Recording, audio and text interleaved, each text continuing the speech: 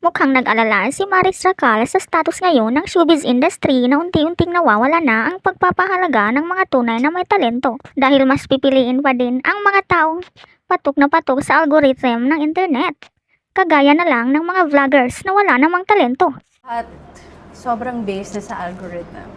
Sana hindi pa rin ganun. Sana hindi ganun. Sana meron pa rin mga creatives or production houses mag-hire or mag-cast ng mga artista kahit wala sila sa algorithm. Kahit wala sila sa radar. Kahit di sila relevant. Bagamat kanya iyong nasabi, kanya namang naintindihan na kailangang kumita ng mga teleserye at mga pelikula. Pero gets ko rin kasi kailangan kumita yung pelikula. Yeah, Business pa rin siya. Pero sana may ganun. At meron naman. Meron talaga nagkaano. Pero ngayon, in reality, sa pinakalalim-lalim na reality, about na siya sa sinong sure, parang business model na to, sure nakikita to. Ikakas natin to kasi viral siya ngayon. Malungkot siya na practice kasi lahat magpo-perform na just for the sake of the algorithm. And it's so sad na i-stock mo yung buhay mo or kailangan mong mag-ano ng cellphone, like, guys, perceive me, parang ganun, para lang nasa algorithm ka. Mas masarap pa daw aniya kung walang social media. Kung wala sanang internet, active pa sana ang mga panahong merong auditions na pahirapang makarating sa tuktok ng entertainment industry. Parang sarap na walang social media. Alam mo yun? Beautiful. Gusto mo na maging mysterious. Pero yun sana yung practice na hindi natin masyadong dun yung focus. Parang nandun sana, buhay pa rin sana yung auditions, buhay pa rin sana yung mag-bank sa mga faces na hindi pa kilala. Tapos, though meron talagang mga directors na gusto nila, prefer nila na hindi kilala yung artist. Kasi para mabigyan ng chance yung mga rising stars. Hindi dahil meron siyang 5 million followers sa TikTok, gano'n. So parang dahil sa talent.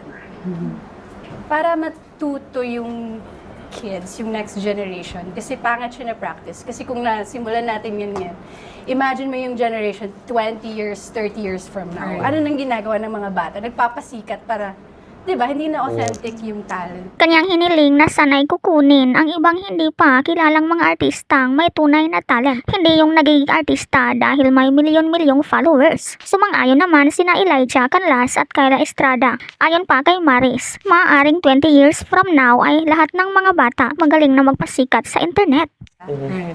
Tapos, though meron talagang mga directors na gusto nila, prefer nila na hindi kilala yung artist.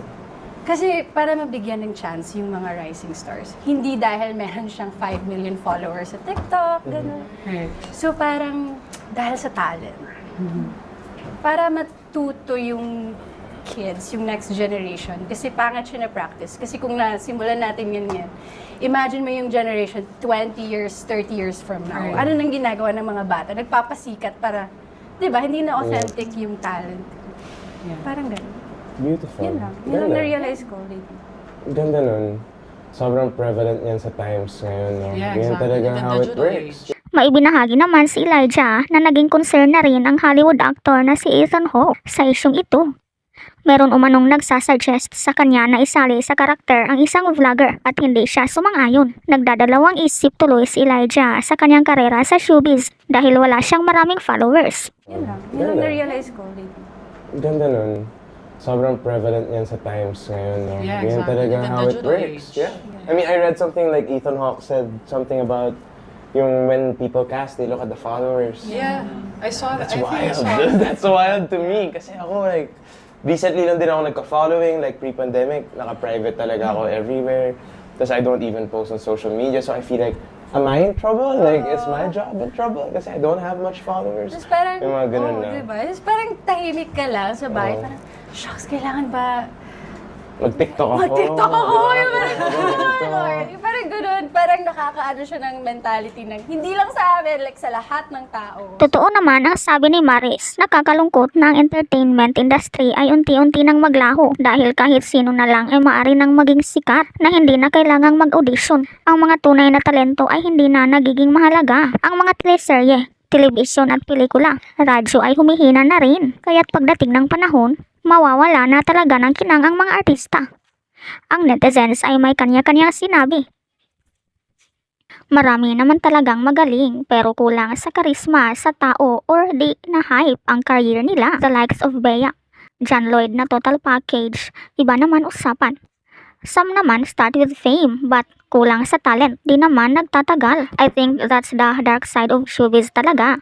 It's a competition. Si Kyla Estrada, magaling umarte pero wala pang movie na bida siya. Spill the tea.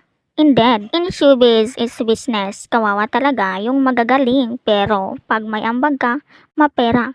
The fame, you've got everything. Parang mostly sa GMA, ganyan. Sa KMGS pa lang, nawala na yung mga dating totoong mag-research at namulot na lang ng mga viral o trending. Tapos, nagkakaroon na rin agad ng mga shows. So, sa lahat naman yata meron. Pero, evident lang sa GMA. One of the reasons why Filipino-produced contents are mediocre in quality because the people they have been getting are low to mid-tier when it comes to talent and artistry. Sometimes, non-existent pa. Prevalent to sa mga new gen na pinaparade ng mga networks ngayon. Tingnan mo yung GMA. Ang daming influencers ang kinuha nilang talents tas gagawin nilang extra sa wish ko lang. Tas ang tsaka-tsaka umacting. True to. Kaya nagkakawalang gana na manood ng local show Ayaw mag-focus doon sa may mga talent. Tapos, porket sikat na, isasalang agad. Ayaw bigyan ng at least 6 months to 1 year na workshop para makasabay din. Tama, basta viral. Hala, nagmo-movie, nag-series na wala namang ibubuga sa acting. Lamya. Kahit di magaling umarte, basta sikat kukunin. Kaya nga ang pangit ng mga actingan ngayon. Ikaw, anong masasabi mo dito? Sana hindi ganun. Sana meron pa ring mga creatives or production houses mag-hire or mag-cast ng mga artista kahit wala sila sa algorithm.